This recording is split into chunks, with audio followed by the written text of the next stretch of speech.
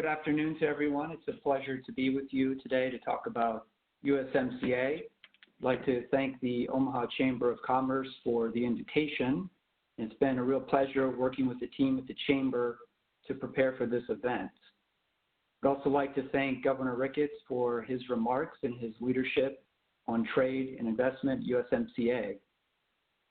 Also, thanks to Consul General DeLoya and again, Deputy Consul Sanchez for their excellent remarks, presentations.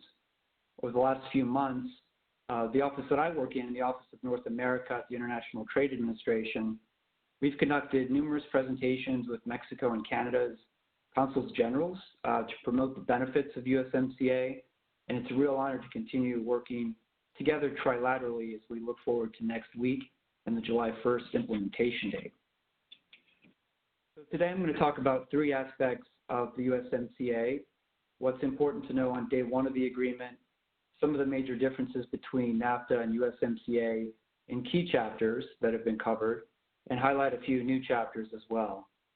But before we do that, just to add a bit more context to the previous remarks on why the agreement is so important, especially to the United States and specifically to Nebraska, is that overall the United States, Canada, and Mexico have the greatest trading relationship in the world. The United States conducts more than $1.3 trillion in annual trade with Canada and Mexico. U.S. exports to both markets are estimated to support close to 3 million U.S. jobs. Canada and Mexico are the United States' largest export markets, and we share extensive borders. If we could go to the next slide, please. Thank you. So, like I said, this presentation will provide some visual reinforcement on what you need to know to prepare for the USMCA, specifically tariffs. 90% of the questions that we've been receiving relate to the certification of origin, DeMinimis, and rules of origin.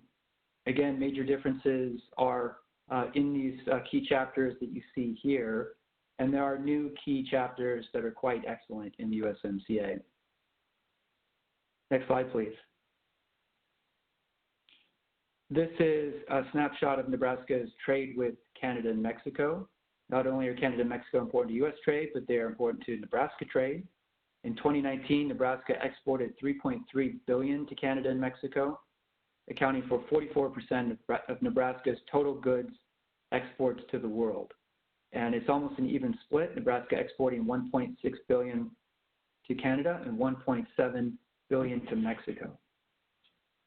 Next slide, please.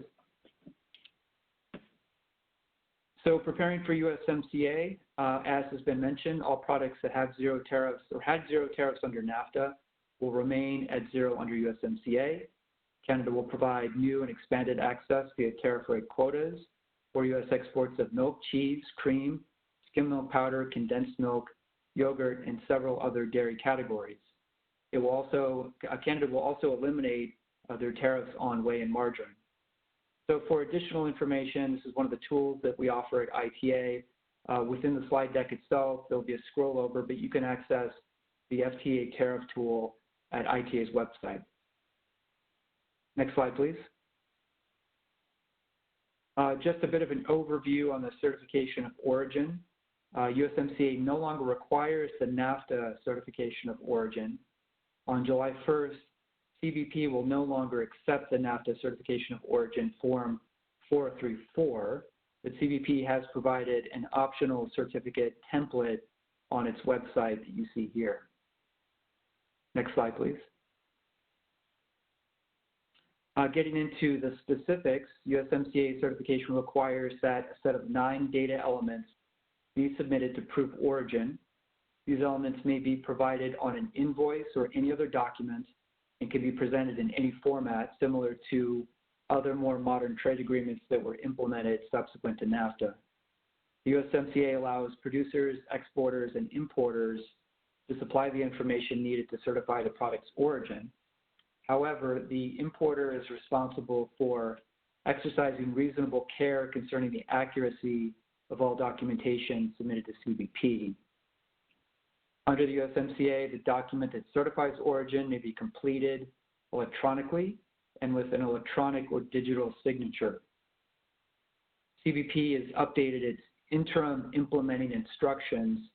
They did so on June 16th, which the June 3rd uniform regulations, taking those June 3rd uniform regulations into account. The instructions are essentially a guide for chapters 4, 5, 6, and 7 of the agreement and cover issues such as claiming preferential treatment, rules of origin, and record keeping. Next slide, please. So on DeMinimis, the DeMinimis threshold sets the value of goods below which no duties or taxes are collected by customs. To help make trade easier, faster, and cheaper, the following DeMinimis level shipment values will be followed. Shipments up to these DeMinimis values will generally enter with minimal formal entry procedures. Next slide, please. Concerning rules of origin, the USMCA also includes stronger rules for industrial products that will increase regional content and help preserve North American manufacturing, including new rules for auto and auto parts, chemicals, and steel-intensive products. There were also minor changes to additional products such as glass and fiber optics. These rules will help ensure that only producers who use sufficient amounts of North American parts and materials receive preferential tariff benefits. To ensure that you're familiar with the rule of origin for your product, please visit Chapter 4 of the agreement. For auto rules of origin, it increases regional value content for automobiles from 62.5% to 75%, thus incentivizing more auto production in North America.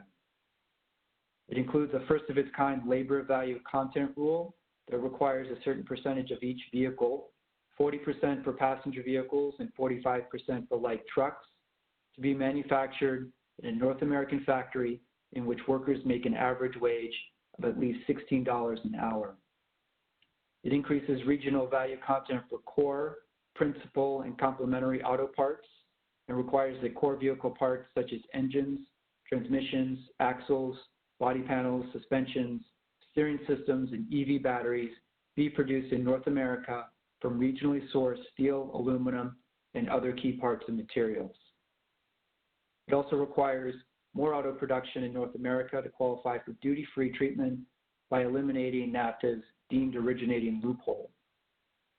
For chemicals, allowing chemical processes to confer origin is new for the North American region, as these new rules were not in NAFTA. For steel and iron products in HS Chapter 73, USMCA requires that 70% of steel by weight come from North America. Next slide, please. So at a glance, these are the major differences in key chapters, which have been mentioned previously. You'll see IPR, financial services, customs and trade facilitation, textiles and apparel, agriculture, and advanced rulings. Next slide. To go a bit more in depth in the new key chapters, we have good regulatory practices. This is a first of its kind for a U.S. trade agreement. This will help reduce and prevent non-tariff barriers through increased transparency, evidence-based decision-making, and whole-of-government internal coordination. Good regulatory practices can support the development of compatible regulatory approaches among the parties and reduce or eliminate unnecessarily burdensome, duplicative, or divergent regulatory requirements. On digital trade, it prohibits the application of of customs duties and other discriminatory measures to digital products distributed electronically, such as videos, music, software, and games. It ensures that data can be transferred across borders. It facilitates digital transactions by permitting the use of electronic authentication and signatures, and it cracks down on data localization measures. As mentioned on small and medium-sized enterprises, this is a first for a US FTA. The USMCA includes a standalone chapter on SMEs. The chapter promotes cooperation between the parties to increase SME trade and investment opportunities and establishes information sharing tools that will help SMEs better understand the benefits of the agreement. It also establishes a committee on SME issues comprising government officials from each country. It launches a new framework for an ongoing SME dialogue with stakeholders to help ensure that SMEs continue to benefit from the agreement. On the environment, it brings the environment obligations into the core of the agreement and makes them fully enforceable. There are obligations to combat trafficking in wildlife, timber, and fish, to strengthen law enforcement networks to stem such trafficking, and to address pressing environmental issues such as air quality and marine litter. In addition, the Office of the U.S. Trade Representative has funding for outreach events for U.S. importers and exporters on the environment chapter's regulations. On labor, again, it brings those obligations into the core of the agreement and makes them fully enforceable. It requires the parties to adopt and maintain in law and practice labor rights as recognized by the International Labor Organization. It obligates parties to address violence against workers for exceeding their labor rights. It prohibits the importation of goods made by forced labor, and it includes an annex on worker representation and collective bargaining in Mexico. The dispute settlement chapter establishes the first of its kind rapid response mechanism that will provide for monitoring and expedited enforcement of labor rights in Mexico at particular facilities while respecting the sovereignty and due process of Mexico. And I should mention that the Department of Labor will publish its interim rules by June 30th. Next slide, please. And as you can see here, we have a host of USMCA resources. I would definitely point you to our trade.gov/USMCA website. It has all of the information presented in the slide deck today and much more. It includes links to Customs and Border Protection, who they have established a USMCA Center. You can also send questions to USMCA at cbp.dhs.gov. The International Trade Administration, we have also set up a website too. It's USMCA questions at trade.gov, and you also see links here to USTR's website and USDA's website. And with that, I'll conclude my presentation and turn it back over to the host.